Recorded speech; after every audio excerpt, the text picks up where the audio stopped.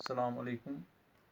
हमने जो पहले 6 पार्ट्स हैं क्वेश्चन नंबर 1 के एक्सरसाइज 4.1 में क्वाड्रेटिक इक्वेशंस के हवाले से, तो वो 6 पार्ट्स जो हमने वो मुकम्मल किए थे। अब जो 7th पार्ट है इसी क्वेश्चन का, तो वो हम करने जा रहे हैं। सिर्फ 2 पार्ट्स रह गए अब इसमें, तो ये आप आसानी से घर में भी देख के कर सकते थे। तो पहला जो इसमें 7th पार्ट में जो लेफ्ट साइड पे हैंड साइड पे दिया गया है, that is x plus 2 whole cube, that is equal to 2x into x square minus 1। तो यहाँ पे भी हम जैसे हमने इससे पहले वाले पार्ट्स में फार्मूलाज अप्लाई की, तो हमारी जो अगर क्यूबिक फॉर्म में कोई इक्वेशन होगी, यहाँ पे a plus b whole cube, that is equal to a cube plus b cube plus 3ab into a plus b. तो ये हमारी जो है ना फॉर्मूला होती है। तो जैसे हमने पहले जब हमने यूक्लिड्स डिवीजन लेमा वहाँ पे भी ये इक्वेशंस पढ़ी थी, वहाँ पे भी हमें ये सब कुछ सीखने को मिला था। तो अगर हम इस इक्वेशन को यहाँ पे इस फॉर्मूला को यहाँ पे अप्लाई करेंगे, तो x के बदले जो है ना x a cube minus x cube plus b cube minus 2 cube plus 3ab minus 3, formula के हिसाब से x a के बदले x और b के बदले 2, ठीक है ना, into a plus b minus x plus 2। तो ये हमें लेफ्ट साइड में मिलेगा। अगर हम इसी को थोड़ा सा एक्सटेंड करेंगे और राइट साइड में हमारे ऑलरेडी है 2x into x square, that is 2x cube minus 2x into 1, that is 2x। तो ये हमारे राइट साइड में है। अब लेफ्ट साइड पे थोड़ा और ध्यान देंगे, तो ये x cube plus 2 cube means 2 into 2 into 2, that is 2 2s are 4 2s are 8, ठीक है, plus 3x into 2 that is 6x, this sums to 6x। तो यहाँ पे ये बाहर की तरफ 6x है, 6x into x that is 6x square. अब 6x प्लस 2 के साथ मल्टीप्लाई करेंगे, इट विल बिकम 12x। तो ये हमारा लेफ्ट साइड जो है ना लगभग पूरी तरह से कंप्लीटली ये सिंपलीफाई हो गया। और राइट साइड में क्या है, that is 2x square minus 2x cube minus 2x। तो उसका हम लेफ्ट साइड में लाके minus 2x cube plus 2x की फॉर्म में लिख सकते हैं, और हमारे राइट साइड में 0 रह जाएगा। अब हम इसको थोड़ा सा और मज़ीद सॉल्व करेंगे कि जैसे एक्स क्यूब यहाँ पे है और माइनस 2x क्यूब है, तो 2x क्यूब में से हम एक एक्स क्यूब निकालेंगे तो माइनस एक्स क्यूब रह जाता है। इसी तरह से स्क्वायर वाले जितने भी हैं हमारे पास, ये 6x स्क्वायर है, तो हम प्लस 6x स्क्वायर लिखेंगे। अब हम x वाले देखेंगे कहाँ कहाँ पे है, ये 12x है और ये 2x और मीनस प्लस 14x। अब कांस्टेंट्स जितने भी हैं, तो सिर्फ एक जगह पे हमें कांस्टेंट यहाँ पे देखने को मिल रहा है, that is plus 8 is equal to 0, all this sums up to 0। अब हम देखेंगे कि ये इक्वेशन हमारी पूरी तरह से सिंप्लीफाई हो गई, लेकिन अब इसमें दिक्कत क्या आ रही है कि इसमें ये माइनस एक्स क्यूब जो है, तो ये जो हाईएस्ट पावर है इक्वेशन का दैट इज 3। अगर ये एक्स क्यूब नहीं होता है यहाँ पे, सिर्फ ये वाली इतनी सी इक्वेशन हो जाती, तो ये क्वाड्रेटिक इक्वेशन थी। लेकिन इस x cube minus x cube की वजह से ये क्वाड्रेटिक इक्वेशन नहीं बल्कि एक क्यूबिक पॉलीनोमियल की फॉर्म में हमारे सामने आ गई। लिहाजा सिंस ये A X square plus B X plus C की फॉर्म में नहीं है, तो it is not a quadratic equation. तो हम सिंपली कह सकते हैं, since it does not fulfil the criteria of being in the form of ax square plus bx plus c, so it is not a quadratic equation। quadratic equation नहीं है और कोई equation है। इसी तरह से लास्ट जो हमारा पार्ट है, तो ये अब आप जो है ना वो खुद कर सकते हैं, इतना डिफिकल्ट नहीं है। ऐसे ही है x cube minus 4x² minus x plus 1, एक साइड तो बिल्कुल सिंपलीफाइड है और दूसरी साइड में है x माइनस 2 होल क्यूब। अब दूसरे क्वेश्चन पे हम आ जाएंगे, और represent the following situations in the form of quadratic equation. हमें सिर्फ क्वाड्रेटिक इक्वेशन रिप्रेजेंट करने हैं, मीन्स कि जहाँ पे हमें हाईएस्ट पावर जो है ना, यानी जो कोएफिशिएंट विद जो हमें पहले एक्स स्क्वायर है, इसके साथ कोई ना कोई कोएफिशिएंट होना चाहिए। एक्स स्क्वायर के साथ कोई ना कोई कोएफिशिएंट हमें मिलना चाहिए, बाकी फिर ये क्वाड्रेटिक इक्वेशन बन ही जाती है। तो पहला पार्ट हम देखेंगे, the area of a rectangular plot is 528 square metres, ठीक है ना। 528 स्क्वायर मीटर्स हमें एक रेक्टेंगुलर प्लॉट का एरिया, टोटल एरिया जो है ना वो दिया गया है। The length of a plot in metres is 1 more than twice its breadth, 1 more than twice its breadth, ठीक। अगर हम देखें, we need to find the length and breadth of the plot, हमें लेंथ और ब्रेड्थ बाद में पता करनी है, तो वो तो हमें इस क्वेश्चन में देखनी ही नहीं कि लेंथ कितनी है ब्रेड्थ कितनी है। हमें सिर्फ ये पता करना है कि इक्वेशन हम कैसे बनाएंगे, कैसे हम फॉर्मुलेट करेंगे एक इक्वेशन कि जो कि एक क्वाड्रेटिक इक्वेशन होगी। अब हमें पहले न लेंथ पता है न ब्रेड्थ पता है, लेकिन इतना पता है कि अगर जितनी इसकी ब्रेड्थ है तो लेंथ कितनी है उस हिसाब से, एक तो ट्वाइस ब्रेड्थ है, लेकिन उससे भी एक मतलब एक यूनिट ज़्यादा। मिसाल के तौर पे अगर इस रेक्टेंगुलर प्लॉट की ब्रेड्थ 5 मीटर्स थी, फॉर एग्जांपल 5 मीटर्स, तो लेंथ कितनी होगी, लेंथ होगी twice breadth, means 5 + 5 that is 10 + 1 that is 5, 10 + 1 that is 11 metre. तो अगर ब्रेड्थ 5 मीटर्स है then the length will be 11 metres. इसी तरह से अगर ब्रेड्थ 6 मीटर्स है तब लेंथ जो है ना वो 13 मीटर्स होगी। तो अगर हम फर्ज करें लेट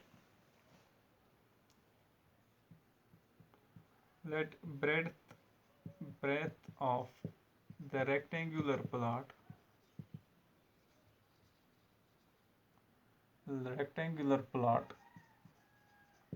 be x meters, ठीक है ना। ये हम x मीटर्स से रखेंगे, इसकी जो टोटल ब्रेड्थ है दैट इज x मीटर्स।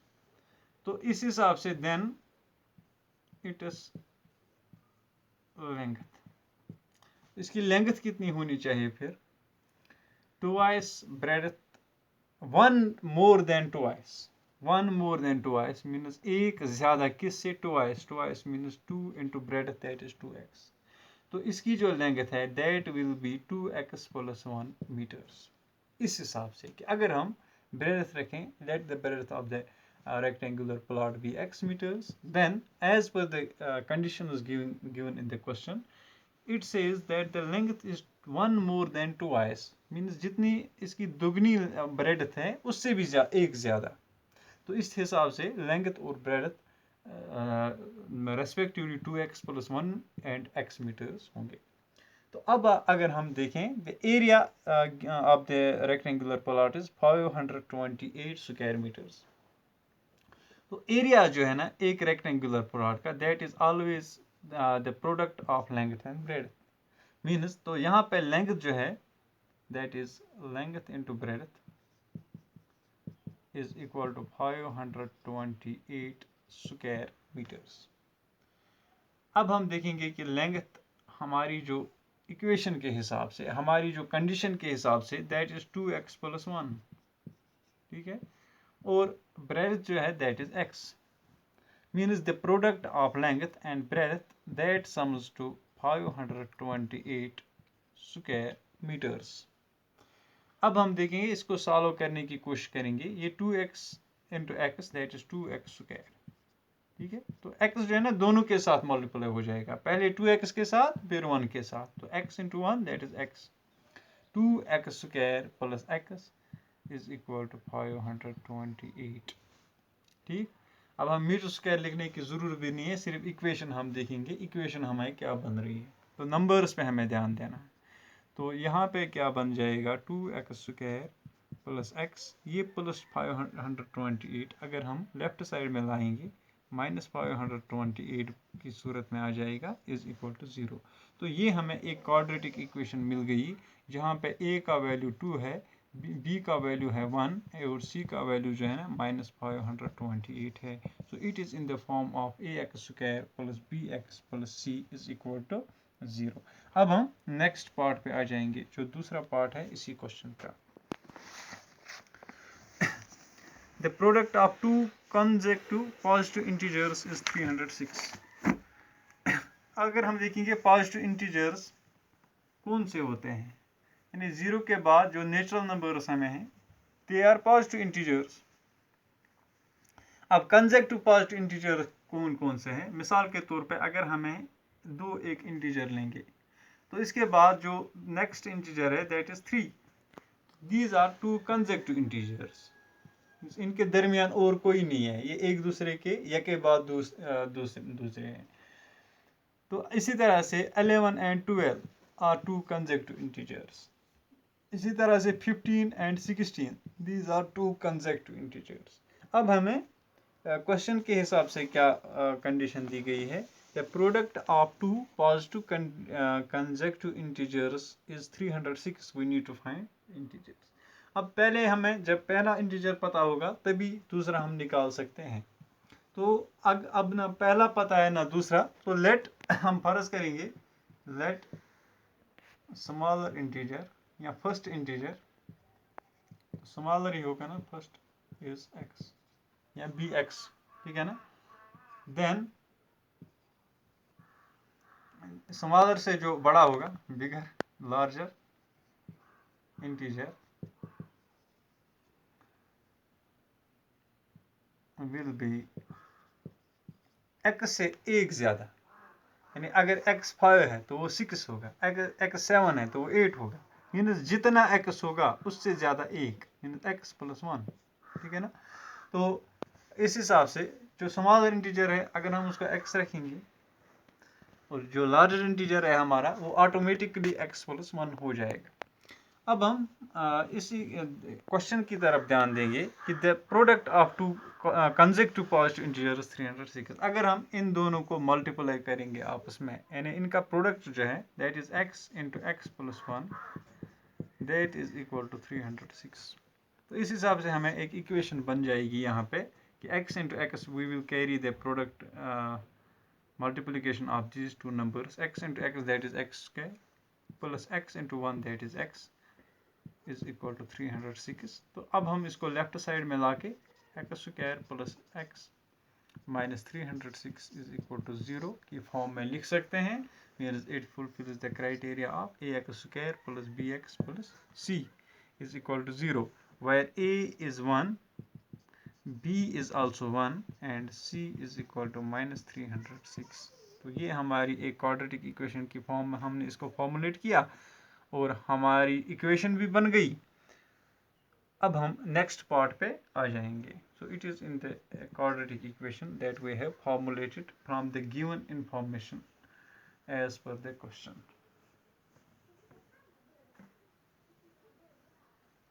तो तीसरा पार्ट भी इसी तरह का एक क्वेश्चन है जहाँ पे हमें फॉर्मुलेट करनी है एक इक्वेशन, एक क्वाड्रेटिक इक्वेशन।